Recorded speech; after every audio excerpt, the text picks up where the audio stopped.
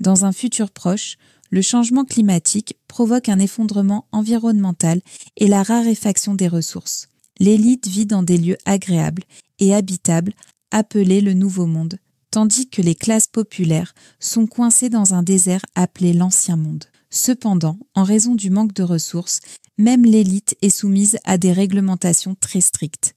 Les naissances sont contrôlées par le gouvernement et les couples souhaitant avoir des enfants doivent passer une évaluation de 7 jours pour déterminer leur capacité à élever un enfant. Un jour, la jeune Mia nage dans la mer lorsqu'elle entend sa mère l'appeler depuis le rivage. Elle se fige et d'un simple clignement des yeux, sa mère disparaît. Paniquée, Mia se remet à nager aussi vite qu'elle le peut et lorsqu'elle refait surface, elle est plus âgée car tout cela n'était plus qu'un souvenir. Mia retourne ensuite à sa maison connectée qui l'avertit des changements météorologiques et suit son activité physique et sa santé.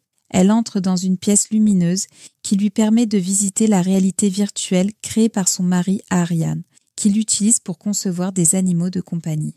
Après avoir discuté de leurs projets de la journée, Mia s'occupe de l'entretien des machines de sa serre et de ses plantes, rassemblant quelques ingrédients pour le dîner. Le soir, après le dîner, Mia et Ariane discutent de leur nervosité à l'idée de passer bientôt l'évaluation. Ils finissent par faire des bêtises, mais Mia ne peut s'empêcher de penser à son souvenir de la mer. Une fois Ariane endormie, elle retourne vérifier ses plantes pour avoir l'esprit tranquille.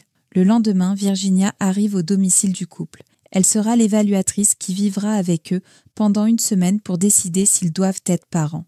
Si le couple souhaite abandonner l'examen à un moment donné, ils en ont le droit. Mia veut connaître les critères sur lesquels ils seront évalués. Mais Virginia se contente de dire que moins ils en savent, mieux c'est. Elle prétend vouloir les connaître vraiment. Virginia les interviewe ensuite séparément. Elle les fait parler de leur relation, des détails de leurs bêtises et de leur enfance. Mia explique que sa mère et sa sœur ont été envoyées dans le vieux monde quand elle était petite et qu'elle ne se souvient donc pas bien d'elle. Virginia réalise que la mère de Mia était une dissidente et se demande si Mia a aussi des opinions négatives sur l'État. Mais Mia lui assure que non. Lorsque Virginia demande pourquoi elles veulent un enfant, elle parle de contribuer à l'avenir de la société, de se sentir épanouie et de donner à un enfant un sentiment d'appartenance. Mia dit qu'elle a ce sentiment maintenant, mais pas lorsqu'elle était enfant. Ensuite, le couple fait visiter la maison à Virginia. Elle teste le lit de l'enfant et se plaint que les ressorts sont mal fixés, ignorant le couple lorsqu'ils lui répondent que le matelas n'en a pas. Elle approuve leur chambre, mais ne semble pas impressionnée par l'espace virtuel d'Ariane. Elle visite ensuite la serre et trouve curieux que Mia n'ait qu'une fleur de sa mère. Virginia demande un accès complet à toutes les pièces de la maison, que le couple a déjà programmées dans l'IA. Elle demande également des échantillons d'urine, de salive, de sang, de cheveux et de fluides intimes. Le couple les a déjà envoyés, mais elle doit vérifier pour éviter toute tricherie.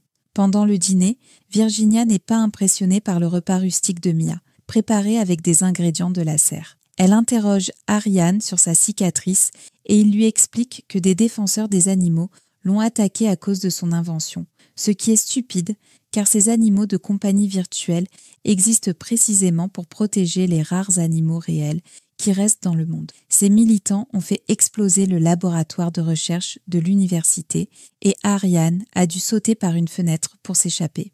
Les poseurs de bombes ont été envoyés dans le vieux monde en guise de punition et Mia pense que c'est ce qu'ils méritent, ce qui amène Virginia à se demander si sa mère méritait, elle aussi, d'être envoyée ailleurs. Lorsque le couple se couche, Ariane dit à Mia que Virginia utilise le sujet de sa mère exprès pour la pousser à bout.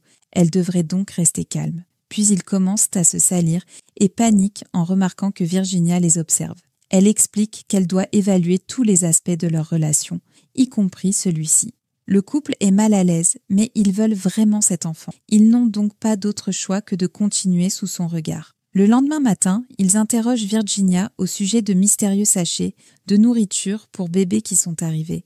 Mais elle ne répond à aucune de leurs questions et joue avec une cuillère. Quand ils s'assoient, pour le petit déjeuner, Virginia se comporte comme une enfant, poussant son bol ou le frappant sur la table. Mia s'inquiète et Virginia l'accuse d'élever la voix. La situation devient gênante lorsque Mia frappe du poing sur la table. Ariane utilise alors des jeux pour nourrir Virginia.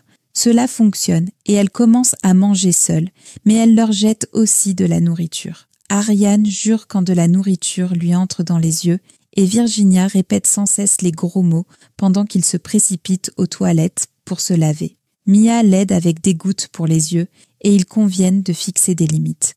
De retour à la cuisine, la nourriture jonchait les murs et les meubles, mais Virginia a disparu. Ils commencent à fouiller la maison et remarquent un désordre dans chaque pièce. Le bureau virtuel d'Ariane fait un bruit horrible pendant que Virginia danse. Le couple essaie de lui parler, mais le bruit est plus fort que leur voix. Finalement, Ariane parvient à crier « Stop !» assez fort pour interrompre la musique et dit à Virginia que ce n'est pas un jouet, mais elle se contente de répondre que l'examen est terminé. Le soir, un autre colis mystérieux arrive. À l'intérieur, il y a une maisonnette pour leur enfant, et Virginia leur dit qu'ils ont jusqu'au matin pour la construire. Les pièces ont des formes bizarres, et les instructions ne sont pas très claires, ce qui fait que le couple a beaucoup de mal à la construire. Alors qu'ils semblent avoir progressé, le jouet s'effondre. Ils continuent à travailler dur toute la nuit et finissent par le terminer, mais il reste un morceau. Les instructions indiquent que, pour des raisons de sécurité, tous les morceaux doivent être utilisés. Mia se précipite donc sur la plage et jette le morceau restant à la mer. À son réveil, Virginia observe attentivement et dit qu'ils ont bien travaillé. Elle décide même que ce sera sa chambre et demande au couple ses affaires. Plus tard, Virginia observe Ariane travailler et lui raconte l'histoire de son chien. Lorsque le gouvernement a ordonné l'abattage, l'idée que son animal adoré meure avec un inconnu ne lui plaisait pas. Elle l'a donc tué elle-même, ce qui l'a laissé en larmes pendant des jours. Ariane l'invite à toucher le singe qu'il a créé et elle est impressionnée par le réalisme de la fourrure. Mais soudain, elle annonce qu'elle s'ennuie et veut jouer à un jeu. Le temps que Mia vienne les voir, Virginia et Ariane font semblant d'être des animaux sauvages qui sautent l'un sur l'autre dans la jungle.